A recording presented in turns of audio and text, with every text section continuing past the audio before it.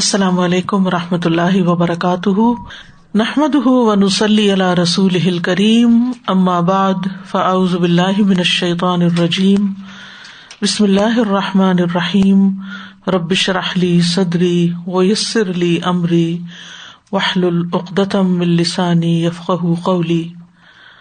ہم نے جنت اور جہنم کے حالات پڑھے، آج ہم پڑھیں گے انشاءاللہ کہ جنت میں لے جانے والے اعمال کون سے ہیں۔ وَأُزْلِفَتِ الْجَنَّةُ لِلْمُتَّقِينَ غَيْرَ بَعِيدٍ هَذَا مَا تُوعَدُونَ لِكُلِّ أَوَّابٍ حَفِيظٍ مَنْ خَشِيَ الرَّحْمَنَ بِالْغَيْبِ وَجَاءَ بِقَلْبٍ مُنِيبٍ ادْخُلُوهَا بِسَلَامٍ ذَلِكَ يَوْمُ الْخُلُودِ لَهُم مَّا يَشَاءُونَ فِيهَا وَلَدَيْنَا مَزِيدٌ۔ اور جنت متقین کے لیے قریب کر دی جائے گی جو کچھ دور نہ ہوگی، یہ ہے جس کا تم سے وعدہ کیا جاتا تھا، ہر اس شخص کے لیے جو بہت رجوع کرنے والا ہو، خوب حفاظت کرنے والا ہو، جو رحمان سے بن دیکھے ڈر جائے اور رجوع کرنے والا دل لے کر آیا ہو۔ اس میں سلامتی کے ساتھ داخل ہو جاؤ، یہی ہمیشہ رہنے کا دن ہے۔ ان کے لیے جو کچھ وہ چاہیں گے اس میں ہوگا، اور ہمارے پاس مزید بھی ہے، یعنی اللہ کا دیدار بھی ہے۔ تو آج ہم دیکھیں گے کہ جنت میں لے جانے والے اعمال کون سے ہیں، اور جنت سے محروم کرنے والے اعمال کون سے ہیں، اور جنت کے حصول کے لیے کون سی دعائیں کرنی چاہیے۔ سب سے پہلی چیز ہے ایمانیات میں کلمہ توحید کا اقرار اور اسی پر خاتمہ۔ حذیفہ رضی اللہ عنہ سے مروی ہے، وہ کہتے ہیں کہ ایک مرتبہ میں نے اپنا سینہ نبی صلی اللہ علیہ وسلم کے لیے تکیہ بنا رکھا تھا، یعنی آپ مجھ پر ٹیک لگائے ہوئے تھے، کہ نبی صلی اللہ علیہ وسلم نے فرمایا، جو شخص اللہ کا چہرہ چاہنے کے لیے لا الہ الا اللہ کا اقرار کرے اور اسی پر اس کا اختتام ہو تو وہ جنت میں داخل ہوگا۔ یعنی یہ سب سے پہلی اور اہم ترین شرط ہے کہ لا الہ الا اللہ کا اقرار کیا جائے اور مرتے وقت بھی اسی پر انسان کی موت آئے۔ سورۃ الفتح میں اللہ تعالیٰ فرماتے ہیں، لِيُدْخِلَ الْمُؤْمِنِينَ وَالْمُؤْمِنَاتِ جَنَّاتٍ تَجْرِي مِن تَحْتِهَا الْأَنْهَارُ خَالِدِينَ فِيهَا وَيُكَفِّرَ عَنْهُمْ سَيِّئَاتِهِمْ وَكَانَ ذَلِكَ عِندَ اللَّهِ فَوْزًا عَظِيمًا۔ تاکہ وہ مومن مردوں اور مومن عورتوں کو ان باغوں میں داخل کرے جن کے نیچے سے نہریں چلتی ہیں۔ تو یہاں پر جنت میں جانے کے لیے کیا ہے؟ ایمان لانا ضروری ہے، ہمیشہ ان میں رہنے والے اور ان سے ان کی برائیاں دور کر دے، اور یہ ہمیشہ سے اللہ کے نزدیک بہت بڑی کامیابی ہے کہ کوئی شخص ایمان لائے اور پھر جنت میں داخل ہو جائے۔ اسی طرح سورۃ مریم میں اللہ سبحانہ تعالیٰ ایمان کے ساتھ عمل صالح کی شرط بھی لگاتے ہیں جنت میں داخلے کے لیے، فرمایا، إِلَّا مَن تَابَ وَآمَنَ وَعَمِلَ صَالِحًا فَأُولَئِكَ يَدْخُلُونَ الْجَنَّةَ وَلَا يُظْلَمُونَ شَيْئًا۔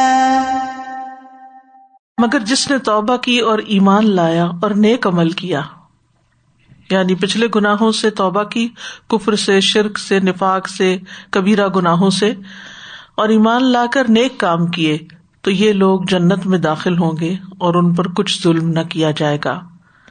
اسی طرح جنت میں داخلے کے لیے اللہ کا تقوی ضروری ہے۔ سورۃ مریم میں فرمایا، تِلْكَ الْجَنَّةُ الَّتِي نُورِثُ مِنْ عِبَادِنَا مَنْ كَانَ تَقِيًّا۔ یہ ہے وہ جنت جس کا وارث ہم اپنے بندوں میں سے اسے بناتے ہیں جو متقی ہو، جس کے اندر تقویٰ ہو، اللہ کا ڈر ہو، اور اللہ کے ڈر کی وجہ سے وہ نیک اعمال کرے اور برے اعمال سے بچے۔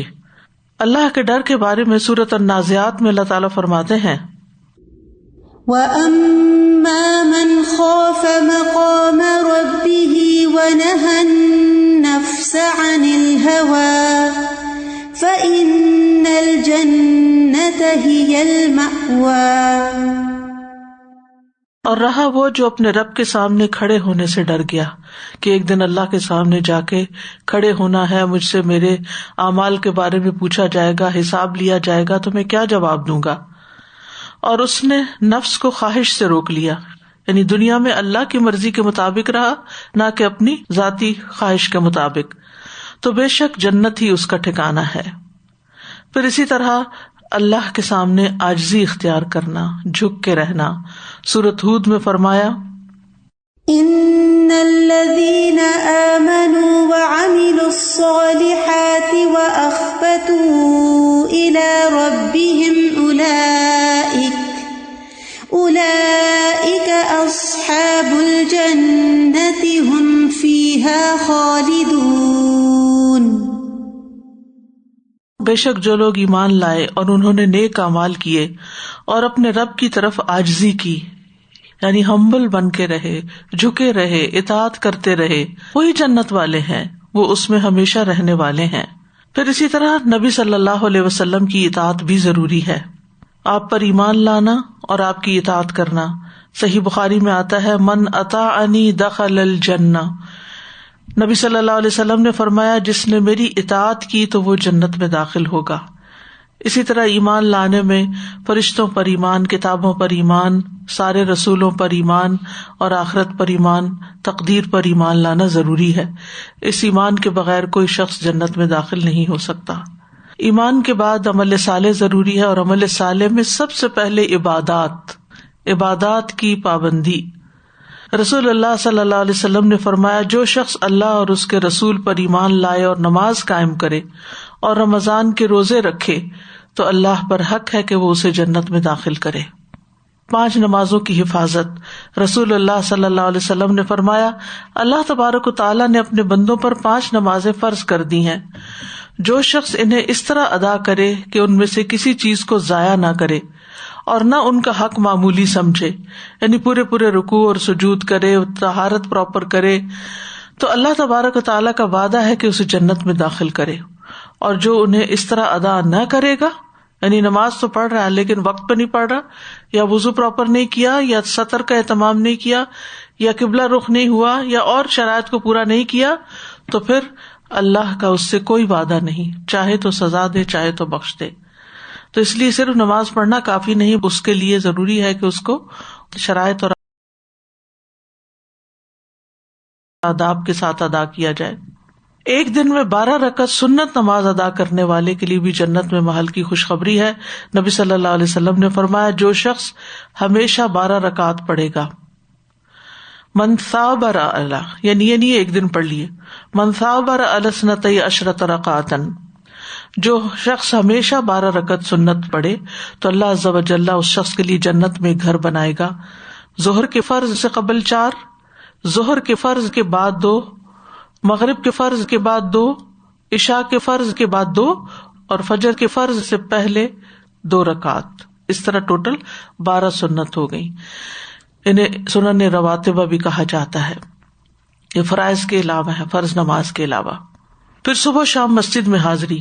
نبی صلی اللہ علیہ وسلم نے فرمایا، جو شخص صبح اور شام مسجد میں جاتا ہے، اللہ تعالیٰ جنت میں اس کی مہمانی کا سامان کرے گا، وہ صبح شام جب بھی مسجد جائے گا۔ پھر روزے کی حالت میں خاتمہ ہونا۔ نبی صلی اللہ علیہ وسلم نے فرمایا، جو شخص اللہ کے چہرے کی خاطر روزہ رکھے ایک دن کا اور اسی پر اس کا اختتام ہو، یعنی روزہ پورا کرے اور پھر اس میں فوت بھی ہو جائے تو وہ جنت میں داخل ہوگا۔ پورا کرے سے مراد یہ نہیں کہ روزہ پورا کرے، ختم لہ بہا، خاتمہ بھی اس کا اسی پر ہوا تو پھر داخلہ جنت میں ہے۔ پھر حج کا اجر، صحیح بخاری میں ہے، رسول اللہ صلی اللہ علیہ وسلم نے فرمایا، ایک عمرے کے بعد دوسرا عمرہ دونوں کے درمیان کے گناہوں کا کفارہ ہے، اور حج مبرور کا بدلہ جنت کے سوا کچھ نہیں، یعنی حج اور عمرہ بھی انسان کے ان اعمال میں سے جو جنت میں لے جانے والے ہیں۔ عبادات کے بعد نفلی صدقات، نبی صلی اللہ علیہ وسلم نے فرمایا جو شخص اللہ کا چہرہ چاہنے کے لیے صدقہ کرے، یعنی کسی پہ احسان نہ جتائے اور بد دلی سے نہ کرے بلکہ خوشی سے کرے، اور اسی پر اس کا اختتام ہو، یعنی آخر دم تک اس نے ریاکاری نہیں کی، اور جب بھی خرچ کیا چاہے سالوں سال گزر گئے کبھی بھی اس نے اس کو نہیں جتایا، تو وہ جنت میں داخل ہوگا۔ پھر رسول اللہ صلی اللہ علیہ وسلم نے فرمایا 40 خصلتیں جن میں سے سب سے اعلیٰ و ارفع دودھ دینے والی بکری کا ہدیہ کرنا ہے ایسی ہیں کہ جو شخص ان میں سے ایک خصلت پر بھی عامل ہوگا ثواب کی نیت سے اور اللہ کے وعدے کو سچا سمجھتے ہوئے، تو اللہ اس کی وجہ سے اسے جنت میں داخل کرے گا۔ یعنی انسان دوسرے انسانوں کی ضروریات پوری کرے، ان میں سے ایک ضرورت کیا ہے کہ دودھ دینے والی بکری کا صدقہ کرنا، اور وہ گائے بھی ہو سکتی، بھینس بھی ہو سکتی، یعنی وہ خرید کر کسی غریب فیملی کو انسان دے دے کہ جو اس سے اپنا پیٹ بھر سکے، ان کے بچے پی سکیں۔ ایسے صدقات کو بھی جن کا خاص طور پر بائی نیم ذکر کیا گیا، ایک تو نا جنرلی صدقہ ہم ویسے ہی دے دیتے ہیں بغیر کسی وجہ کے کہ ٹھیک ہے جیسے چاہیں خرچ کر لیں، اور ایک یہ ہے کہ خود خرید کے یا کسی سے کہہ کے خرید کے کسی کو وہ دلوانا خوبصورت صدقہ ہے اور اس پر جنت کی بشارت ہے۔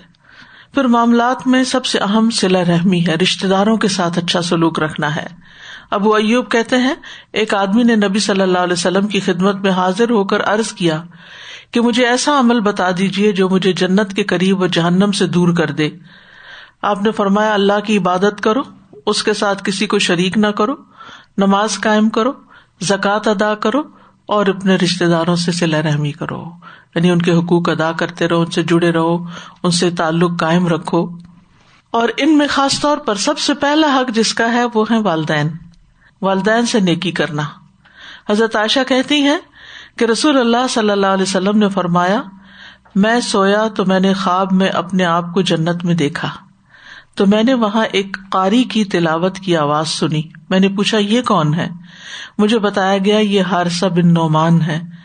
رسول اللہ صلی اللہ علیہ وسلم نے ان سے کہا یہی نیکی ہے، یہی نیکی ہے۔ اور وہ کیا تھی؟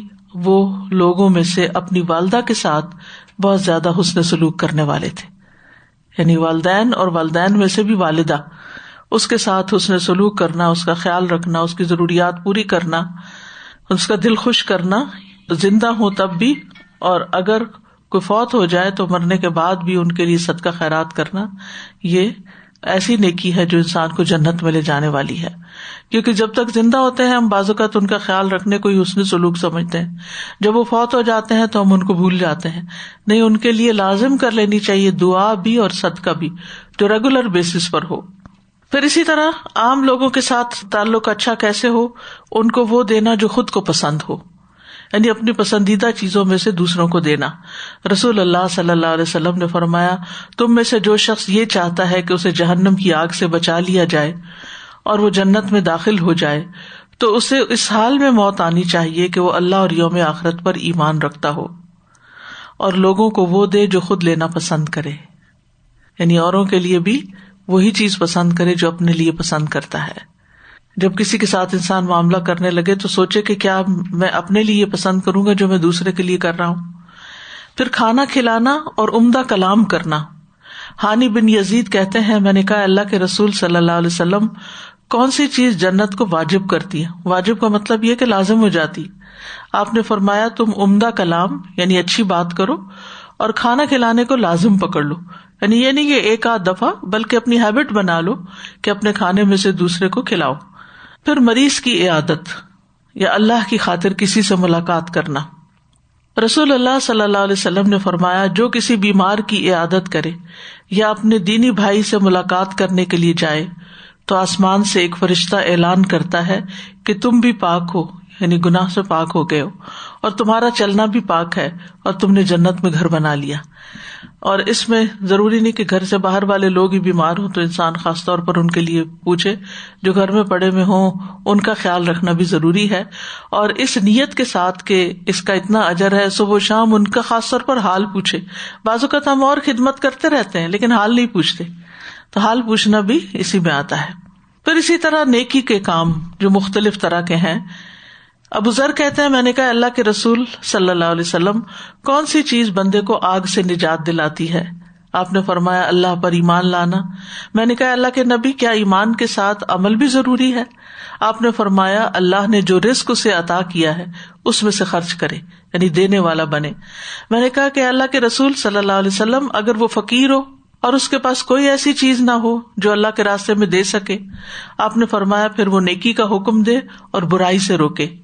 میں نے کہا اللہ کے رسول صلی اللہ علیہ وسلم اگر وہ ایسا کرنے سے عاجز ہو اور نیکی کا حکم دینے اور برائی سے روکنے کی طاقت نہ رکھتا ہو، آپ نے فرمایا پھر وہ کسی بے ہنر جاہل کو کوئی ہنر سکھا دے.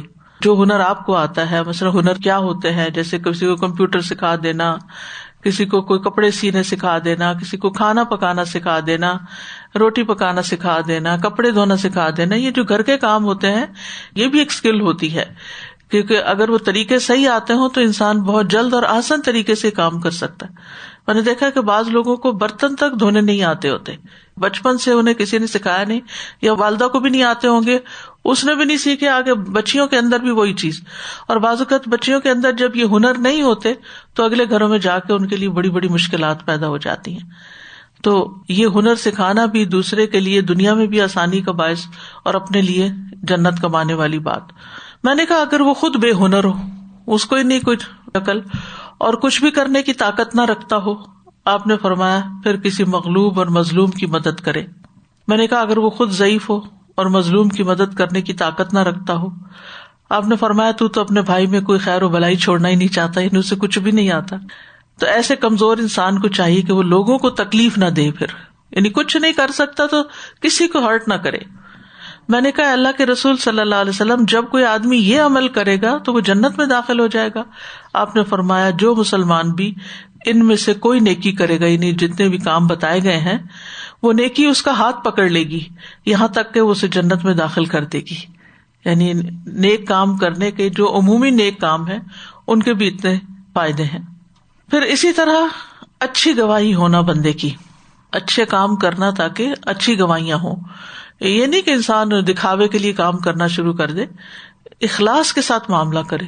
جو بندہ امانت دار ہو، مخلص ہو، لوگوں کے دل سے اس کے لیے تعریف نکلتی.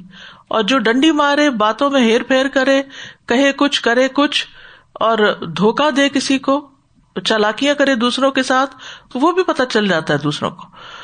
نبی صلی اللہ علیہ وسلم نے فرمایا جس مسلمان کی اچھائی پر 4 لوگ گواہی دے دیں اللہ اسے جنت میں داخل کرے گا. ہم نے کہا اگر 3، آپ نے فرمایا 3 پر بھی. ہم نے پوچھا اگر 2 مسلمان گواہی دیں، آپ نے فرمایا 2 پر بھی. پھر یتیم بچوں کی کفالت، نبی صلی اللہ علیہ وسلم نے فرمایا اپنے یا کسی دوسرے کے یتیم بچے کی پرورش کرنے والا، میں اور وہ جنت میں اس طرح ہوں گے بشرطے کہ وہ اللہ کا تقوی رکھتا ہو. امام مالک نے شہادت والی اور درمیان والی انگلی سے اشارہ کیا، یعنی 7 ہوں گے. پھر اسی طرح اخلاقیات، 6 صفات کا ہونا. نبی صلی اللہ علیہ وسلم نے فرمایا مجھے 6 چیزوں کی ضمانت دو، میں تمہیں جنت کی ضمانت دیتا ہوں. بات کرو تو سچ بولو، وعدہ کرو تو پورا کرو، جب امین بنایا جائے تو امانت کا حق ادا کرو، اپنی شرمگاہوں کی حفاظت کرو، اپنی نظروں کو جھکا کر رکھو اور اپنے ہاتھ روک لو. بات میں سچائی، وعدہ پورا، امانت میں خیانت نہیں، شرم و حیا، نگاہیں جھکانا اور اپنے ہاتھ روک لینا یعنی غلط کاموں سے. اور ان میں خاص طور پر جو نیک عمل ہے وہ زبان کی حفاظت ہے. ابو ہریرہ کہتے ہیں ایک آدمی نے عرض کیا یا رسول اللہ صلی اللہ علیہ وسلم فلاں عورت نماز، روزہ، صدقہ کی کمی میں مشہور ہے. کمی سے مراد یہ نہیں کہ وہ فرائض نہیں ادا کرتی، یعنی فرض پورے کر لیتی ہے، صرف پنیر کے چند ٹکڑے صدقہ کرتی ہے، لیکن اپنی زبان سے پڑوسیوں کو نہیں ستاتی، یعنی کسی کو دکھ نہیں دیتی. آپ نے فرمایا وہ جنتی ہے. یعنی اگر کوئی عورت اپنی نمازیں پوری کرتی ہے، اپنے فرائض پورے کرتی ہے اور اس کے ساتھ ساتھ صدقہ خیرات بھی جتنی اس کی ہمت توفیق ہے، ظاہر ہے ہر ایک کے پاس بہت کچھ نہیں ہوتا دینے کو، لیکن کچھ نہ کچھ جو بھی ہے وہ دیتی ہے، تو ایسی عورت بھی جنت میں جائے گی. لیکن اس کے برعکس وہ عورت جو نماز، روزہ، نفل بھی اور فرض بھی کرے لیکن اپنی زبان سے دوسروں کو تکلیف دے تو وہ جہنمی ہے. اچھی گفتگو جو ہے، کسی کے ساتھ بھی اچھے طریقے سے بات کرنا جس میں نہ کسی کا مذاق اڑایا گیا ہو، نہ کسی کو بلیٹل کیا گیا ہو، نہ کسی کو تانا دیا گیا ہو، نہ کسی کے عیب چن چن کے اس کو بتائے گئے ہوں، تو عمدہ طریقے سے بات کرنا جو ہے یہ بھی جنت میں لے جانے والی چیزوں میں سے ہے. نبی صلی اللہ علیہ وسلم نے فرمایا سلام پھیلاؤ, اچھی گفتگو کرو, صلہ رحمی کرو, اور راتوں کو جب لوگ سو رہے ہوں تو تم قیام کرو, تم سلامتی کے ساتھ جنت میں داخل ہو جاؤ گے. سلام میں پہل کرنا, سلام کا اہتمام کرنا. اور اس میں آپ دیکھیے, ایک تو ہم جس سے ملاقات کرتے ہیں حقیقی طور پر اس کو سلام کرتے ہیں, کسی مجلس میں آتے ہیں یا گھر کے اندر جب حقیقی ملاقات ہوتی ہے, اور ایک مانوی ہوتی ہے جو کہ فون پہ ہو سکتی ہے, واٹس ایپ پہ ہو سکتی ہے, لکھ کے ہو سکتی ہے. جیسے پہلے کہتے تھے نا خط کیا ہے, آدھی ملاقات ہے, تو اس میں بھی سلام کرنا جو ہے وہ بھی اس میں شامل ہو جاتا ہے. اور بعض اوقات کچھ رشتے داروں سے دنوں گزر جاتے ہیں, کوئی صلہ رحمی نہیں ہوتی, کوئی کنیکشن نہیں ہوتا, تو ان کو صرف سلام دعا کا ایک میسج بھیج دینا بھی اس میں آ جاتا ہے. اور اس میں دونوں چیزیں ہو جاتی ہیں, سلام بھی اور صلہ رحمی بھی. اور اگر اچھی طریقے سے بات کر لیں ان سے, اگر کوئی بیمار ہے تو حال پوچھ لیں, اگر کوئی تکلیف میں ہے, پریشانی میں ہے تو اس کو صبر کی تلقین کر دیں, تو یہ سارے کام پورے ہو جاتے ہیں. اور باقی رہ جاتے ہیں تہجد, تو اس کے لیے اللہ سے توفیق مانگے تو اللہ تعالیٰ توفیق دیتا ہے. پھر دوسروں کے لیے پسند کا معیار کیا ہو. خالد بن عبداللہ قصری ممبر پہ خطبہ دے رہے تھے. انہوں نے کہا کہ رسول اللہ صلی اللہ علیہ وسلم نے ان کے دادا یزید بن اسد سے فرمایا کیا تم جنت پسند کرتے ہو. یعنی عبداللہ قصری کے دادا سے کہا کیا تم جنت پسند کرتے ہو. تو انہوں نے کہا کہ جی ہاں. آپ نے فرمایا اپنے بھائی کے لیے وہی پسند کیا کرو جو تم اپنے نفس کے لیے پسند کرتے ہو. وائس ورثہ بھی, جو اپنے لیے اچھا نہیں لگتا وہ اس کے لیے بھی نہ چاہو. پھر اسی طرح سچائی, نبی صلی اللہ علیہ وسلم نے فرمایا یقیناً سچ نیکی کی طرف رہنمائی کرتا ہے اور یقیناً نیکی جنت کی طرف لے جاتی ہے. یعنی سچا انسان جو ہوتا ہے اس کو نیکی کے مواقع ملتے رہتے ہیں اور پھر وہ نیکی اس کو جنت میں لے جاتی ہے. حیا, رسول اللہ صلی اللہ علیہ وسلم نے فرمایا حیا ایمان کا حصہ ہے اور ایمان کا تعلق جنت سے ہے. تو گویا حیا بھی انسان کو جنت میں لے جانے والا ہے. راستے سے تکلیف دہ چیز ہٹا دینا, نبی صلی اللہ علیہ وسلم نے فرمایا جو شخص مسلمانوں کے راستے سے کسی تکلیف دہ چیز کو ہٹاتا ہے تو اللہ اس کے لیے ایک نیکی لکھ دیتا ہے, اور جس کے لیے اللہ کے ہاں ایک نیکی لکھی جائے اللہ اسے جنت میں داخل فرما دے گا. نبی صلی اللہ علیہ وسلم نے فرمایا میں نے ایک ایسے آدمی کو جنت میں چلتے پھرتے دیکھا جس نے راستے میں ایک ایسے درخت کو کاٹ دیا تھا جس کی وجہ سے لوگوں کو تکلیف ہوتی تھی, یعنی ان کا راستہ تنگ ہو گیا تھا. اسی طرح نابالغ بچوں کی وفات. ابن عباس کہتے ہیں کہ میں نے رسول اللہ صلی اللہ علیہ وسلم کو کہتے ہوئے سنا میری امت میں سے جس کے 2 بچے فوت ہو کر آگے چلے جائیں وہ جنت میں داخل ہوگا. عائشہ رضی اللہ عنہا نے عرض کیا میرے والد آپ پہ قربان, اگر کسی کا ایک بچہ فوت ہو کر آگے گیا ہو. تب آپ نے فرمایا یا موفقہ, موفقہ کا مطلب ہے جسے نیکی کی توفیق دی گئی. اگر کسی کا ایک بچہ ہو تو بھی. پھر عرض کیا اگر آپ کی امت میں کسی کا کوئی بچہ فوت ہو کے آگے نہ گیا ہو کیونکہ ان کے اپنے بچے نہیں تھے, تو کہنے کہ اگر کسی کا کوئی بھی نہیں گیا تو پھر آپ نے فرمایا میں اپنی امت کا فرط ہوں کیونکہ میری موت کی جدائی جیسی مصیبت انہیں نہیں پہنچے گی.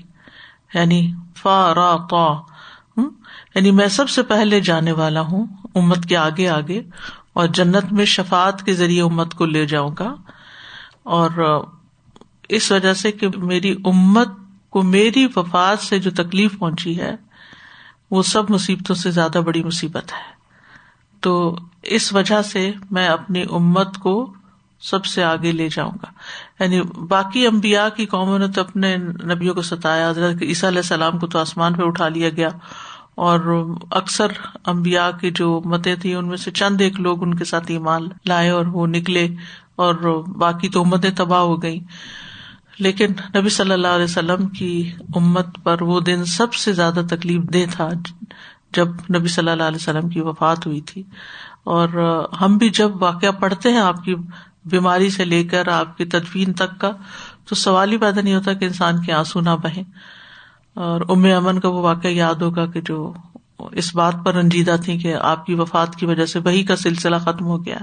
یہ حضرت عائشہ کے سوال اور نبی صلی اللہ علیہ وسلم کے جواب سے مجھے یاد آیا استاد جی کہ وہ جو کسی کے نابالغ بچے کی وفات کی جو دعا ہے نا، اللہم اجعلہ لنا سلفا و فرطا، تو نبی صلی اللہ علیہ وسلم نے وہی لفظ کہا ہے کہ میں اس کا فرط ہوں گا، یعنی جس کی اگر کوئی اولاد نہیں بھی ہے تو میں اس کے لیے ہوں. بالکل، یعنی اگر کسی کو اپنی اولاد کی وفات کی تکلیف نہیں بھی پہنچی تو میری وفات کی جو تکلیف پہنچی ہے اس وجہ سے میں اس کے لیے آگے شفاعت کرنے والا ہوں گا.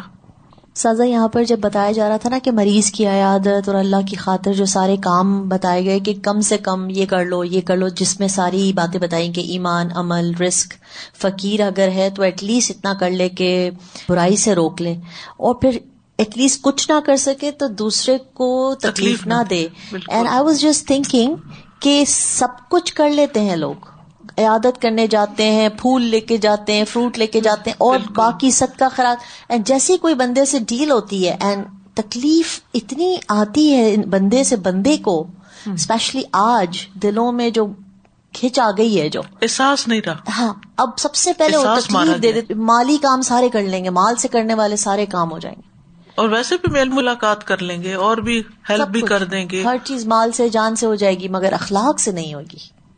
میزان میں سب سے بھاری نیکی اچھا اخلاق ہے، سب سے بھاری نیکی، کیونکہ سب سے مشکل نیکی ہے یہ. دوسروں کے پسند کا معیار وہی رکھنا کہ جو آپ کو پسند ہے وہ دینا. لیکن کئی مرتبہ ایسا بھی ہوتا ہے کہ جیسے والدین کو کوئی چیز پسند ہوتی ہے اور آپ کو نہیں ہوتی وہ چیز، اور بچوں کو ان کا خیال کرنا ہوتا ہے کہ وہ دینا ہوتا ہے ان کو، تو اس بات کا بھی بہت خیال، کیونکہ والدین کو ہم ناراض نہیں کر سکتے، اور کئی مرتبہ ہم ان سے ایسی بات کر جاتے ہیں کہ جو ان کو بہت اس سے چڑ ہوتی ہے اور ان کو اچھا نہیں لگتا، لیکن ہم کئی دفعہ کئی والدین کو بہت زیادہ حال پوچھنے سے بھی چڑ ہوتی، تو ہمیں زیادہ پتا ہوتا ہے کہ ہمارے جو رشتے دار ہیں یا کس کو کیا چیز ضرورت ہے. انداز پہ ڈپینڈ کرتا ہے نا، اور جب پتہ چل جائے کہ کسی کو حال پوچھنا اچھا نہیں لگتا تو پھر انسان کوئی اور طریقہ اختیار کرے. یعنی حال پوچھنے سے مراد یہ نہیں ہوتا کہ انسان 10 سوال شروع کر دے، اچھا رات کیسے گزری، پھر دوائی کھائی تھی کہ نہیں، پھر وہ کتنی دفعہ اٹھی تھی، پھر کیا ہوا، پھر یہ باتیں نہیں کرنی چاہیے. یہ دماغ تھکانے والی باتیں ہوتی ہیں اور یہ پسند نہیں ہوتی، پھر وہ تکلیف یاد آ جاتی ہے. تو حال پوچھنے سے مراد یہ ہے کہ کانٹیکٹ رکھنا اور اس طرح معاملہ کرنا کہ دوسرا فیل کرے کہ کوئی میری کیئر کرنے والا ہے، نہ کہ میرے پہ بوجھ ہے. خلاصہ یہ نکلا کہ تقوی، بیسک چیز تو تقوی، اور پھر دوسرا جس بات کو بہت زیادہ ابھی جیسے ہم لوگوں نے بھی الیبوریٹ کیا ڈسکشن میں بھی، عمدہ کلام. سب سے مشکل چیز عمدہ کلام. تو ایک تو یہ 2 چیزیں تھیں، اور دوسرے میں سوچ رہی تھی کہ یہ جو ہے نا ایک کسی کو ہنر سکھانا، تو اب آج کل کے زمانے میں تو ہنر کے بھی وہ معیار بدل گیا نا، جیسے کسی کو کوئی آپ ایپ ڈاؤن لوڈ کر کے دے دیں کہ اچھا یہ آپ سن رہے ہیں، کسی کو ریکارڈنگز آپ تلاوت وغیرہ کی ڈاؤن لوڈ کر کے دے دیں کہ وہ سنتے رہیں بیچارے بزرگ. پھر مائکرو ویو کا اتنا زیادہ استعمال ہے کہ دفعہ بزرگ بیچارے گھر میں اکیلے ہوتے ہیں تو کوئی ایک بس بٹن ان کو فکس کر کے دے گا، بس آپ یہ دبائیں گی تو وہ گرم ہو جائے گا.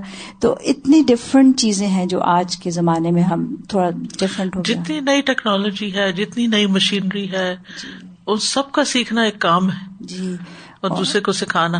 جی بالکل. اور استاذہ جی یہ جو بات ہے نا کہ جو اپنے لیے پسند کرے وہی دوسرے کے لیے، تو اس کا نا فنی، لیکن کیا ہوتا ہے کہ رشتہ کسی کو بتاؤ تو پھر وہ فوراً کمپیریزن کرتے کہ اچھا اپنی بچی کے لیے تو آپ نے یہی سوچا، اور حالانکہ وہ صحیح ہوتا ہے، صرف شکل پہ کئی دفعہ آ کے تو بات دوسرے لوگ اس طرح کی کر دیتے ہیں. تو وہ مجھے لگ رہا تھا تھوڑا سا جیسے ان کو سمجھنا چاہیے اس بات کو بھی کہ ڈفرینٹ وقت میں ڈفرینٹ حالات ہوتے ہیں، اور ایک صرف حالات بھی، اور پھر کسی کا ڈپلیکیٹ تو کوئی نہیں ہوتا نا، کہ پھر یہ کہ سامنے والے کو بھی دیکھنا پڑتا ہے. ہو سکتا ہے کہ آپ کے بیٹے کی کوالیفیکیشن اور ہو جس کے لیے ایسی کوئی چیز مل گئی اور دوسرا اس معیار پہ نہ پورا اترتا ہو. پھر ہے ذکر اذکار. اذان، رسول اللہ صلی اللہ علیہ وسلم نے فرمایا جس نے 12 سال اذان دی اس کے لیے جنت واجب ہو جاتی ہے، اور روز اس کے لیے اذان کہنے کے باعث 60 نیکیاں اور تکبیر کے سبب 30 نیکیاں لکھی جاتی ہیں. پھر دل کے یقین سے اذان کا جواب دینا. اب خواتین اذان تو نہیں دے سکتی لیکن جواب تو دے سکتی ہیں نا. ابو ہریرہ کہتے ہیں کہ ایک مرتبہ رسول اللہ صلی اللہ علیہ وسلم کے ساتھ ہم یمن کے کسی بالائی حصے میں تھے کہ بلال رضی اللہ عنہ اذان دینے کے لیے کھڑے ہوئے. جب وہ اذان دے کر خاموش ہوئے تو رسول اللہ صلی اللہ علیہ وسلم نے فرمایا، جو شخص بلال کے کہے ہوئے کلمات کی طرح دل کے یقین کے ساتھ یہ کلمات کہے، یعنی اذان کا جواب دے، تو وہ جنت میں داخل ہوگا. یعنی توجہ سے اذان سننی چاہیے اور جواب دینا چاہیے. پھر نماز کے بعد اور سونے سے پہلے کی تسبیحات، تسبیح پڑھنا جو تسبیحات فاطمہ ہے. نبی صلی اللہ علیہ وسلم نے فرمایا، 2 عمل ایسے ہیں اگر کوئی مسلمان بندہ ان کی پابندی کر لے تو جنت میں داخل ہوگا، اور وہ بہت آسان ہے مگر ان پہ عمل کرنے والے بہت کم ہیں. ایک یہ ہے کہ ہر نماز کے بعد 10 بار سبحان اللہ، 10 بار الحمدللہ، 10 بار اللہ اکبر کہے، تو زبان کی ادائیگی کے اعتبار سے 150 بار، یعنی 5 نمازوں کا، اور ترازو میں 1500 ہوں گے، ہر نیکی کا 10 گنا نا. اور دوسرا یہ کہ سوتے وقت 34 بار اللہ اکبر، 33 بار الحمدللہ، 33 بار سبحان اللہ کہے، یعنی بیڈ پہ جا کے. یہ زبان سے تو 100 ہوئے اور میزان میں 1000 ہوں گے، یعنی 10 گنا ہر ایک. اور اسی طرح نماز کے بعد 33 بار کی بھی بات آتی ہے. اگر 33 بار کا ٹائم نہیں تو 10 بار کا تو ٹائم نکالنا ہی چاہیے. کتنے منٹ لگیں گے اس میں؟ اور اگر اس کے بدلے جنت ملتی ہو تو اور کیا چاہیے؟ صرف عادت بنانے کی دیر ہے. پھر قرآن مجید کی سورتوں سے محبت. انس بن مالک رضی اللہ عنہ روایت کرتے ہیں کہ ایک شخص نے کہا، اے اللہ کے رسول، میں قل هو اللہ احد سے محبت رکھتا ہوں. تو نبی صلی اللہ علیہ وسلم نے فرمایا، تمہاری اس سے محبت تمہیں جنت میں داخل کرے گی. یعنی قل هو اللہ احد میں اللہ تعالیٰ کی توحید ہے، تو اس سورت سے محبت تمہیں جنت میں داخل کرے گی.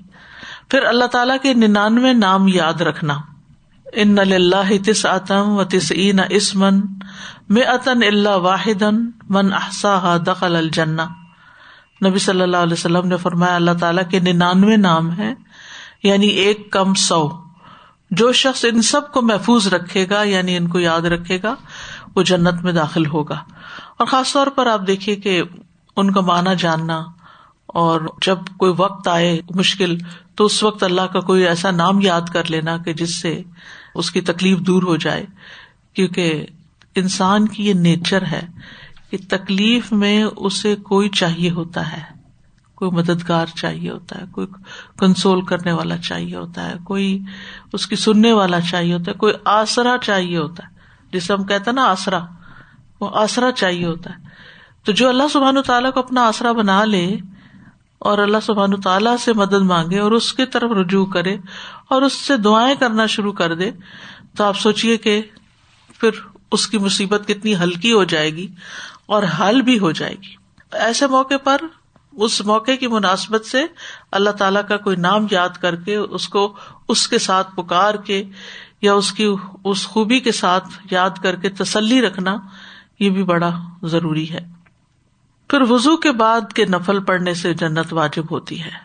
عقبہ بن عامر جوہنی سے روایت ہے کہ رسول اللہ صلی اللہ علیہ وسلم نے فرمایا، جو کوئی وضو کرے اور اچھا وضو کرے، پھر 2 رکعتیں پڑھے اور وہ اپنے دل اور چہرے سے ہی ان پر متوجہ رہے، تو اس کے لیے جنت واجب ہوگی. تو آپ دیکھیے کہ جیسے چاشت کی نماز ہے یا ضحیٰ کی نماز ہے، تو اس وقت آپ وضو کے بعد نفل ہی پڑھتے ہیں نا، تو اگر وہ نفل پوری توجہ کے ساتھ پڑھے جائیں کہ ادھر ادھر دھیان نہ کریں تو جنت واجب کرنے والے ہیں. پھر اسی طرح اذکار میں سے جنت کے حصول کے لیے نہایت آسان کلمات ہیں. آپ نے فرمایا، جو یہ کلمات کہے، رضیت باللہ ربا وبالاسلام دینا وبمحمد رسولا، اس کے لیے جنت واجب ہو جاتی ہے. پھر سید الاستغفار پڑھنا. سید الاستغفار، نبی صلی اللہ علیہ وسلم نے فرمایا کہ سید الاستغفار یہ ہے کہ تم کہو، اللہم انت ربی لا الہ الا انت خلقتنی وانا عبدک وانا علی عہدک ووعدک ما استطعت اعوذ بک من شر ما صنعت ابوء لک بنعمتک علی وابوء بذنبی فاغفر لی فانہ لا یغفر الذنوب الا انت. اے اللہ، تو میرا رب ہے، تیرے سوا کوئی معبود نہیں، یعنی معبود برحق نہیں. تو نے مجھے پیدا کیا ہے اور میں تیرا ہی بندہ ہوں. میں اپنی طاقت کے مطابق تیرے عہد و پیمان پر کاربند ہوں. میں ان بری حرکتوں سے تیری پناہ چاہتا ہوں جو میں نے کی ہیں، اور ان نعمتوں کا اقرار کرتا ہوں جو تو نے مجھ پر کی ہیں، اور میں اپنے گناہوں کا بھی اعتراف کرتا ہوں. میری مغفرت کر دے. بلا شبہ تیرے سوا کوئی بھی گناہ معاف کرنے والا نہیں. اور لوگ تو ویسے ہی نہیں معاف کرتے, تو اللہ ہی معاف کر سکتا ہے, تو اللہ ہی معاف کرنے والا ہے اس پورے یقین کے ساتھ. اب آپ دیکھیں یہاں اللہ سبحانہ وتعالیٰ ہی کے ساتھ بات ہو رہی ہے, اسی سے معافی مانگی جا رہی ہے, تو یہ اللہ کے ساتھ تعلق جو ہے نا یہ بڑا ضروری ہے. آپ نے فرمایا جس نے صبح ان پر یقین کرتے ہوئے دل کی گہرائی سے انہیں پڑھا, پھر شام ہونے سے پہلے اسی دن اس کا انتقال ہو گیا تو وہ جنتی ہے. یعنی اگر فجر میں پڑھا تھا اور دن میں فوت ہو گیا تو جنتی ہے. اور جس نے ان پہ یقین رکھتے ہوئے رات کے وقت ان کو پڑھ لیا تھا مغرب کے ساتھ, پھر اس کے صبح ہونے سے پہلے اس کا انتقال ہو گیا تو وہ جنتی ہے. پھر ہر نماز کے بعد آیت الکرسی پڑھنا, یہ بھی جنت میں داخل ہونے کا ذریعہ ہے. نبی صلی اللہ علیہ وسلم نے فرمایا جو ہر فرض نماز کے بعد آیت الکرسی پڑھے اسے جنت میں داخل ہونے سے سوائے موت کے کوئی چیز روکنے والی نہیں. اس کی بھی عادت ہونی چاہیے, فرض کا سلام پھیرتے ہی بات چیت کیے بغیر پہلے آیت الکرسی پڑھ لی جائے. عبداللہ بن مسعود سے روایت ہے کہ رسول اللہ صلی اللہ علیہ وسلم نے فرمایا جو چیز تمہیں جنت کے قریب کر سکتی ہے میں نے تمہیں اس کا حکم دے دیا ہے, اور جو چیز تمہیں جہنم کے قریب کر سکتی ہے میں نے تمہیں اس سے منع بھی کر دیا. یعنی دین بالکل واضح ہے, اور اگر ہم نبی صلی اللہ علیہ وسلم کی احادیث کو مانے ہی نہ تو یہ خیر کی باتیں ہمیں کہاں سے پتہ چلے. پھر یہاں جنت سے محروم کرنے والے اعمال کا بھی ذکر ہو جائے تو اچھا ہے. سب سے پہلی چیز ہے کفر, اللہ تعالیٰ کا انکار, اللہ کے نبیوں کا انکار, یعنی کفر کی جو بھی اقسام. سورۃ الاعراف میں اللہ تعالیٰ فرماتے ہیں وَنَادَى أَصْحَابُ النَّارِ أَصْحَابَ الْجَنَّةِ أَنْ أَفِيضُوا عَلَيْنَا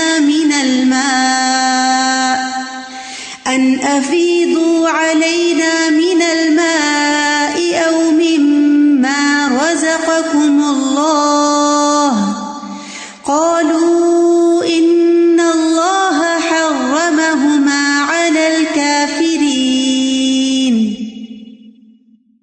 اور آگ والے جنت والوں کو آوازیں دیں گے جہنم میں سے کہ ہم پر کچھ پانی بہا دو, یا اس میں سے جو کچھ اللہ نے تمہیں رزق دیا ہے اس میں سے کچھ کھانے کو دے دو. وہ کہیں گے بے شک اللہ نے یہ دونوں چیزیں کافروں پہ حرام کر دی ہیں, نہ پانی نہ کھانا, جنت کا کھانا تمہارے لیے نہیں, حالانکہ ان کے پاس وافر ہوگا. ابو ہریرہ رضی اللہ عنہ کہتے ہیں کہ نبی صلی اللہ علیہ وسلم نے فرمایا کہ اللہ تعالیٰ فرماتے ہیں میں نے کافروں پہ جنت حرام کر دی ہے. جنت کیا, جنت کا کھانا اور پانی بھی حرام ہے. دوسری چیز ہے شرک. سورۃ المائدہ میں فرمایا لَقَدْ كَفَرَ الَّذِينَ قَالُوا إِنَّ اللَّهَ هُوَ الْمَسِيحُ ابْنُ مَرْيَمَ وَقَالَ الْمَسِيحُ يَا بَنِي إِسْرَائِيلَ اعْبُدُوا اللَّهَ رَبِّي وَرَبَّكُمْ إِنَّهُ مَن يُشْرِكْ بِاللَّهِ فَقَدْ حَرَّمَ اللَّهُ عَلَيْهِ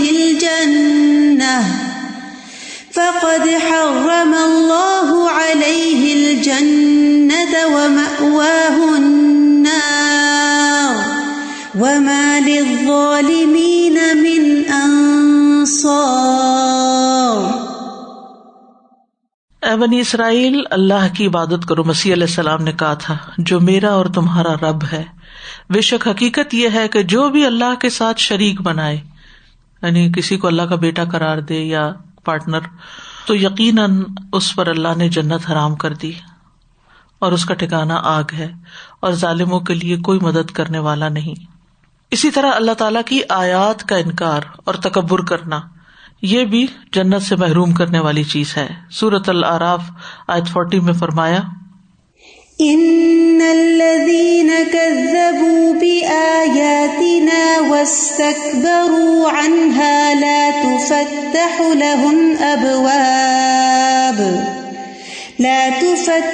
لهم أبواب السماء ولا يدخلون الجنة حتى يلج الجمل في سم الخياط وكذلك نجزي المجرمين.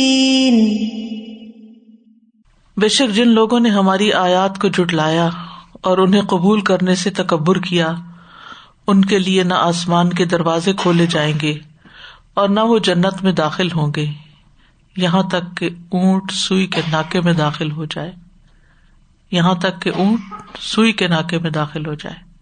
اور اونٹ بلا کیسے داخل ہو سکتا اس میں؟ امپاسبل. اور ہم مجرموں کو اسی طرح بدلا دیتے ہیں. پھر قطع رحمی. رسول اللہ صلی اللہ علیہ وسلم نے فرمایا قطع رحمی کرنے والا جنت میں داخل نہ ہوگا. پھر چغل خوری. نبی صلی اللہ علیہ وسلم نے فرمایا چغل خور جنت میں داخل نہیں ہوگا. پھر پڑوسی کو ستانا. نبی صلی اللہ علیہ وسلم نے فرمایا جس کی ایذا رسانی سے اس کے پڑوسی محفوظ نہ ہو وہ جنت میں نہیں جائے گا. پھر ذرا برابر تکبر. نبی صلی اللہ علیہ وسلم نے فرمایا جس کے دل میں رائی کے دانے برابر بھی تکبر ہوگا وہ جنت میں نہیں جائے گا. اور تکبر کیا ہے؟ حق سے منہ موڑنا اور لوگوں کو کمتر سمجھنا. لوگوں کو کمتر سمجھنا. حق سے منہ موڑنا. بعض اوقات لوگ حق کو قبول کر لیتے ہیں لیکن لوگوں کے بارے میں رائے اچھی نہیں رکھتے، ان کو حقیر سمجھتے ہیں. اس کی کیا علامات ہوتی ہیں؟ لوگوں کو کمتر کیسے سمجھا جاتا ہے؟ جب ہم لوگوں کے بارے میں کوئی رائے دیتے ہیں، تبصرہ کرتے ہیں، تو عام طور پہ ہم کیا کہتے ہیں؟ چھوڑو انہیں کیا پتا، انہیں نہیں پتا. کسی کے بارے میں کہیں گے اس کو دنیا کا نہیں پتا، کسی کے بارے میں کہیں گے اس کو دین کا نہیں پتا، اس کو فلاں نہیں آتا، اس کو یہ نہیں آتا، اس کو وہ نہیں آتا، یہ نہیں کرتا، یہ وہ نہیں کرتا. تو یہ جو لوگوں کو حقیر سمجھنا ہے نا، اور اپنی دھوس چلانا اور اپنی مرضی کرنا اور اپنے آپ کو زیادہ عقل مند سمجھنا، یہ رویہ بڑا خطرناک ہے. تو رائی کے دانے برابر. رائی کیا چیز ہے؟ یعنی بہت تھوڑی کوانٹٹی جو ہے تکبر کی وہ بھی نقصان دہ ہے، کیونکہ وہ دوسروں کے لیے بہت اذیت کا باعث بن جاتی ہے. یعنی اگر مثلاً ایک استاد ہے پڑھا رہا ہے اور اگر کسی نے کوئی سوال کر دیا تو کہا تم جاہل، تمہیں کیا پتا. کوئی غریب ہے سوال کر بیٹھا، ان کا تو کام ہی صرف مانگنا ہے. حقیر سمجھ کر اشاروں سے بھی، ناک چڑھا کے، ماتھے پہ بل ڈال کے، کیسے کیسے طریقے سے ہم لوگوں کو ذلیل کرتے ہیں. تو کسی کو کچھ آتا ہو یا نہ آتا ہو، ہم کون ہیں جو کسی کو حقیر سمجھیں؟ ہر ایک کی غلطیوں سے درگزر کرنے کی ضرورت ہے اور اس پہ بے جا تبصرے نہیں کرنے چاہیے. کسی پہ ہنسنا نہیں چاہیے، بدگمانی نہیں کرنی چاہیے، کیونکہ ہنسنے کے پیچھے بھی کیا ہوتا ہے؟ جب کوئی کسی پہ ہنستا ہے تو اس کا مطلب کیا ہے؟ حقیر سمجھتا ہے اس کو، تبھی ہنستا ہے نا. ہم اپنے ماں باپ کو اپنے سے بڑا سمجھتے ہیں تو ان پہ تو نہیں ہنستے، اور اگر کوئی ماں باپ پہ بھی ہنستا ہے تو اس کا مطلب تو بالکل ہی گیا گزرا. سادہ یہاں پر یہ مجھے یاد آ رہا تھا کہ تکبر میں جیسے آپ نے کہا نا کسی کو کمتر سمجھنا، اور چاہے وہ کسی چیز میں کمی بھی رکھتا ہو تب بھی اسے کمی کا احساس نہیں دلانا چاہیے. تو جب میں اسپیشل نیڈس کے ساتھ پہلے کام کر چکی ہوں، اس کی ایجوکیشن بھی لی ہے، تو آپ چہروں پہ دیکھیں گی اتنی لوگ ایسے شو کریں گے جیسے they are like feeling very bad about them and they don't like it, disgusting. کبھی منہ سے بول دیں گے oh what disgusting is this. and even teachers بھی جو اس کے لیے مقرر کی گئی ہیں، جنہیں پیسے دیے گئے ہیں کہ آپ ان کا خیال رکھیں، مگر وہ ہر وقت منہ سے ان کے لیے نا بری بات نکل رہی ہوگی کہ ایک تو آپ کو رکھا گیا ان کی ٹیک کیئر کے لیے اور ان کے اسٹیم کو بڑھانے کے لیے. ان کو سب فیل ہوتا ہے استاذہ، ایسا نہیں ہے کہ انہیں کچھ فیل نہیں ہو رہا، آپ ان کو گالی دیں یا ان کو زور سے پکڑ لیں. اسی طرح اپنے ہی بچوں کے ساتھ بعض اوقات ظلم کر رہے ہوتے ہیں، ان پہ ہنس رہے ہوتے ہیں، ان کے ساتھ اس طرح کی باتیں کرتے ہیں، وہ ساری زندگی کے لیے کانفیڈینس ختم کر بیٹھتے ہیں. سادہ یہ ایک تکبر کی بہت کامن سی مثال ہے کہ ہم جب گیدرنگز میں بیٹھے ہیں تو وی مسٹ میک شیور کہ زیادہ تر لوگ کس لینگویج میں بات کرتے ہیں. اگر کوئی اردو بات کرنا پسند کرتے ہیں تو ہم وہاں پہ انگلش شروع کر دیتے ہیں اور پھر دوسروں کے ایکسنٹ پہ بھی مذاق اڑاتے ہیں. تو یہ بہت ضروری کہ ہمیں آتی اس کا مطلب یہ نہیں کہ ہم اس گیدرنگ میں شروع کر دیں. بالکل. تو یہ بہت دھیان رکھنا چاہیے کہ سٹنگ کیسی سٹنگ ہے اس کے حساب سے we should deal with people. سادہ جی ہمیں کوئی دفعہ پتہ بھی نہیں چلتا کہ ہم کس طرح سے بات کر رہے ہیں. یہ زیادہ آپ شکل دیکھتے ساتھ ہی آپ کئی دفعہ کہتے ہیں آپ کو کسی چیز کی ضرورت ہے، اسی وقت آپ اس کو ڈیگریڈ ہی کر دیتے ہیں بندے کو کہ بھئی میں نے تو کوئی چیز مانگی بھی نہیں، کچھ کیا بھی نہیں. اور کئی مرتبہ آپ کی مس انڈرسٹینڈنگز اس قسم کی ہوتی ہیں، آپ کی اپنی دوسروں کے بارے میں رائے، آپ خود ایک مائنڈ چل رہا ہوتا ہے، وہ شیطان آپ کے پیچھے لگا ہوتا ہے، لیکن آپ کو نہیں پتا ہوتا کہ آپ کیا حرکتیں کر رہے ہیں، آپ کس قسم کی بات کر رہے ہیں. ہر وقت اپنے اوپر بھی چیک رکھنا بہت بڑی بات ہے. اخلاص، ندامت اور اعتراف کہ میں نے واقعی میں غلط کر رہا ہوں.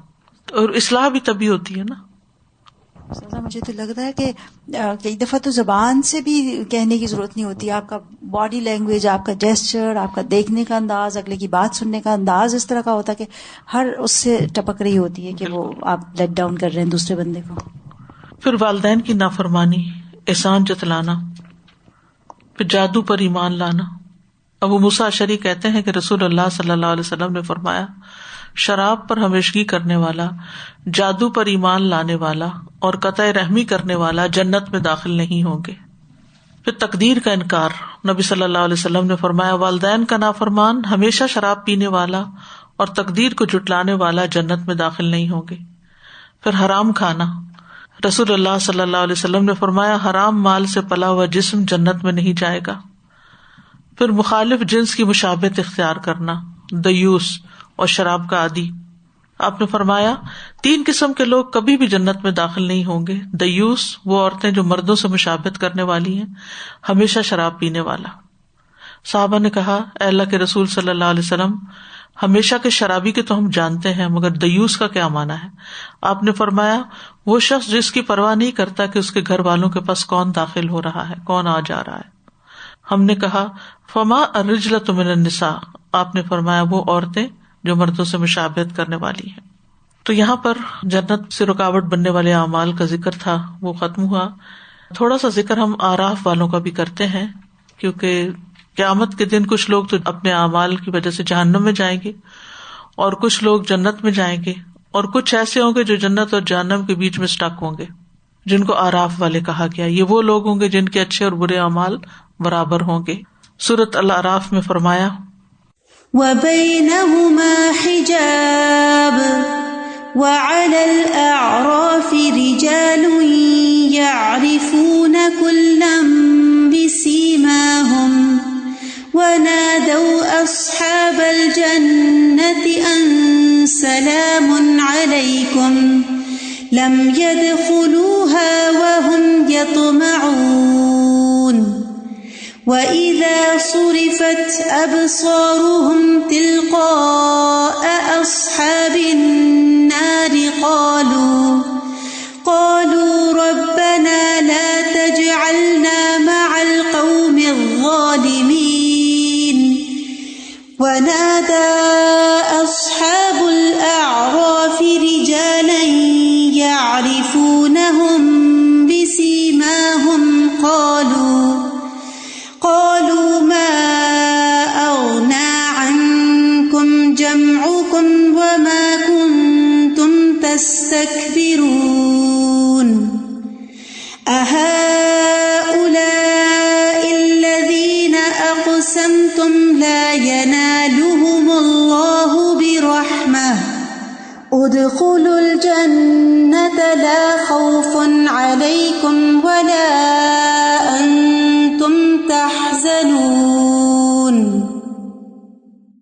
اور ان دونوں کے درمیان ایک آڑ ہوگی. دونوں کون ہیں؟ جنت والے اور جہنم والے. بیچ میں ایک دیوار ہوگی یا آڑ ہوگی، اور اس کی بلندیوں پر کچھ لوگ ہوں گے جو سب کو ان کی نشانی سے پہچانیں گے. یعنی جنت والوں کو ان کے چمکتے چہروں سے اور جہنم والوں کو ان کے سیاہ چہروں سے. اور وہ جنت والوں کو آواز دیں گے، تم پر سلام ہو. وہ اس میں داخل نہ ہوئے ہوں گے اور وہ طمع رکھتے ہوں گے، یعنی یہ آراف والے. اور جب ان کی نگاہیں آگ والوں کی طرف پھیری جائیں گی تو کہیں گے، اے ہمارے رب، ہمیں ان ظالم لوگوں کے ساتھ مت کرنا. بلندیوں والے کچھ لوگوں کو آواز دیں گے جنہیں وہ ان کی نشانی سے پہچانتے ہوں گے، یعنی جہنم والوں میں سے. کہیں گے، تمہارے کام نہ تمہاری جماعت آئی اور نہ جو تم بڑے بنتے تھے. کیا یہی وہ لوگ ہیں، یعنی جنت والے، جن کے متعلق تم نے قسمیں کھائی تھی کہ اللہ انہیں کوئی رحمت نہیں پہنچائے گا؟ جنت میں داخل ہو جاؤ، نہ تم پر کوئی خوف ہے اور نہ تم غمگین ہو گئے. یعنی آج ان کو جنت میں بھیج دیا گیا ہے. تو یہ آراف والے کون ہیں؟ آراف کا لفظ جو ہے یہ عرف کی جمع ہے. عرف کہتے ہیں عام زمین سے اونچی جگہ کو، جیسے دیوار ہو، ٹیلا ہو کچھ. طبری اس کی تعریف یہ کرتے ہیں کہ عربوں کے نزدیک ہر وہ جگہ جو اونچی ہوتی ہے اس کو عرف کہتے ہیں، ہر وہ جگہ جو بلندی پر ہوتی ہے. مرغ کی کلغی کو عرف کہا جاتا ہے کیونکہ وہ اس کے باقی سارے جسم کی نسبت اوپر ہوتی ہے. اسی طرح عرف الفرس، گھوڑے کی گردن کے بال، وہ بھی اونچے اٹھے ہوئے ہوتے ہیں. اور اونچی جگہ کا نام عرف بھی اسی کی طرف لوٹتا ہے، کیونکہ اونچی جگہ، بلند جگہ نشیبی اور نیچی جگہ کی نسبت زیادہ پہچانی جاتی، عرف عرف پہچاننے کو کہتے ہیں، وہ تو پہچانی جاتی ہے. اور اصطلاح میں اعراف سے مراد وہ پردہ، دیوار یا اونچا ٹیلا جنت اور جہنم کے درمیان ایک رکاوٹ ہے جس کو اللہ تعالیٰ قیامت کے دن بنا دے گا. اور اعراف والے لوگ جنت والے اور جہنم والے دونوں گروہوں کو دیکھیں گے اور ان کو ان کی علامات سے پہچانیں گے. یہ جس آیت میں آتا ہے وَبَيْنَهُمَا حجاب، یہی اعراف ہے. ابن قیم کہتے ہیں کہ بینہما حجاب کا مطلب ہے کہ جنتیوں اور جہنمیوں کے درمیان پردہ ہوگا، حجاب ہوگا. ایک قول یہ ہے کہ یہ ایک دیوار ہوگی جو ان کے درمیان بنائی جائے گی اور اس کا ایک دروازہ ہوگا جس کے اندرونی حصے میں اللہ کی رحمت ہوگی اور اس کے بالمقابل دوسری طرف عذاب ہوگا. اس کا وہ باطنی حصہ جو کہ مومن کے قریب ہوگا بس اس میں رحمت ہوگی، اور اس کا بیرونی حصہ جو کافروں کی طرف ہوگا ان کی طرف عذاب ہوگا. ایک آیت میں اعراف کو سور کا نام بھی دیا گیا ہے. سورۃ الحدید میں آتا ہے یوم یقول المنافقون والمنافقات للذین آمنوا انظرونا نقتبس من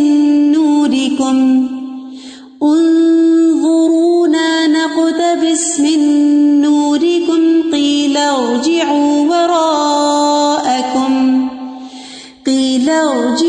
وراءکم فالتمسوا نورا فضرب بينهم بسور له باب باطنه فيه الرحمة وظاهره من قبله العذاب. جس دن منافق مرد اور منافق عورتیں ان لوگوں سے کہیں گے جو ایمان لائے، ہمارا انتظار کرو کہ ہم تمہاری روشنی سے کچھ روشنی حاصل کر لیں. کہا جائے گا اپنے پیچھے لوٹ جاؤ، بس کچھ روشنی تلاش کرو. پھر ان کے درمیان ایک دیوار بنا دی جائے گی جس میں ایک دروازہ ہوگا، اس کے اندرونی جانب اس میں رحمت ہوگی اور بیرونی جانب اس کی طرف عذاب ہوگا. حذیفہ اور عبداللہ بن عباس کہتے ہیں کہ یہ وہ لوگ ہوں گے اعراف والے جن کی نیکیاں اور برائیاں برابر ہوں گی، پس ان کی برائیاں جنت تک جانے سے ان کو پیچھے کر دیں گی، لیکن ان کی نیکیاں ان کو آگ سے بچا کر آگے لے جائیں گی. ان کو وہاں کھڑا کر دیا جائے گا یہاں تک کہ اللہ ان کے بارے میں جو چاہے گا فیصلہ کرے گا. پھر اللہ تعالیٰ آخر میں ان کو اپنی رحمت کے ساتھ جنت میں داخل کر دے گا، لیکن وہ ایک لانگ ویٹنگ پیریڈ میں ہوں گے. ابن مسعود کہتے ہیں کہ جس کی نیکیاں اور برائیاں برابر ہوں گی وہ اعراف والوں میں سے ہوگا. اور یعرفون کلم بسیماہم کا مطلب ہے کہ جنتیوں کے چہرے سفید اور نورانی ہوں گے اور جہنمیوں کے کالے، یا امت محمد صلی اللہ علیہ وسلم کے وضو کے اعضاء جو چمک رہے ہوں گے. وہم یطمعون کا معنی ہے وہ جنت میں جانے کی امید رکھتے ہوں گے، یعنی ابھی گئے نہیں لیکن ان کو اللہ سے اچھی امید ہوگی. اپنے حساب کتاب کی وجہ سے وہ ابھی انتظار میں ہوں گے. تو اعراف والے وہاں کھڑے ہو کر دونوں کو پہچانیں گے اور جنت والوں کو سلام بھی کریں گے اور جہنم والوں کو دیکھ کر اس سے بچنے کی دعا بھی کریں گے. اور یہ سب سے آخر میں جنت میں جائیں گے، یعنی جب میجر کراؤڈ چلا جائے گا. اس کے بعد پھر وہ جو جہنم میں گرے ہوئے لوگ ہیں وہ شفاعت سے نکل کے پھر جائیں گے. ایک بات یاد رکھیے کہ جو جہنمی جہنم کے دروازوں سے داخل ہوں گے وہ اس میں ہمیشہ رہیں گے. جہنم کے دروازوں سے جو گئے اندر وہ نہیں نکل پائیں گے، لیکن جو مسلمان اوپر سے پل صراط پر سے گریں گے وہ جہنم کی اوپر والی سطح پر ہوں گے، اور ان میں سے ہر ایک کو اس کے عمل کے مطابق، کسی کو گرم لو ملے گی، کسی کو آگ ہوگی، کوئی آگ میں پک کے ایسے کوئلہ ہو جائے گا اور پھر اس کو نہر حیات میں ڈالا جائے گا. اللہ عالم کہ کس کے اوپر کیا گزرتی ہے، لیکن یہ کہ وہ جہنم کی گہرائیوں میں نہیں جائیں گے. گہرائیوں میں منافقین جائیں گے اور کفار ہوں گے اور مشرکین وغیرہ ہوں گے، لیکن سب سے اوپر جو صراط کراس کرتے ہوئے گریں گے وہ پھر نکال لیے جائیں گے، پھر شفاعت سے نکالے جائیں گے، پھر اللہ تعالیٰ کے اتقاء ہوں گے. اور اس طرح ان میں سے آخری شخص بھی، جس کا ہم پیچھے تفصیل سے پڑھ چکے ہیں کہ کس طرح وہ آہستہ آہستہ جنت تک پہنچ جائے گا اور اس میں داخل ہو جائے گا. تو یہ ہے اعراف والوں کا حال کہ وہ باقی جنت والوں کی نسبت بعد میں اندر جائیں گے.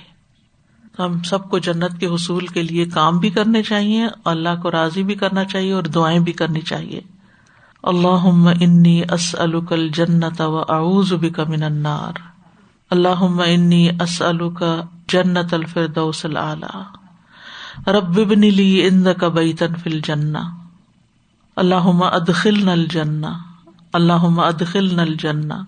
اللہم ادخلنا الجنہ. اللہم انی اسألک ایمانا لا یرتد ونعیما لا ینفد ومرافقۃ محمد فی اعلی جنت الخلد. اے اللہ، میں آپ سے ایسے ایمان کا سوال کرتا ہوں جس میں کبھی ارتداد نہ آئے، ایسی نعمتوں کا سوال کرتا ہوں جو کبھی ختم نہ ہو، اور ہمیشہ کی جنت کے بلند حصے میں محمد صلی اللہ علیہ وسلم کی رفاقت کا سوال کرتا ہوں. اللہم انی اسألک الجنۃ وما قرب الیہا من قول او عمل واعوذ بک من النار وما قرب الیہا من قول او عمل. اے اللہ، میں تجھ سے جنت کا سوال کرتا ہوں اور ہر اس قول اور عمل کی توفیق کا سوال کرتا ہوں جو اس سے قریب کرے، اور میں جہنم سے تیری پناہ میں آتا ہوں اور ہر اس قول اور عمل سے پناہ مانگتا ہوں جو جہنم سے قریب کرے.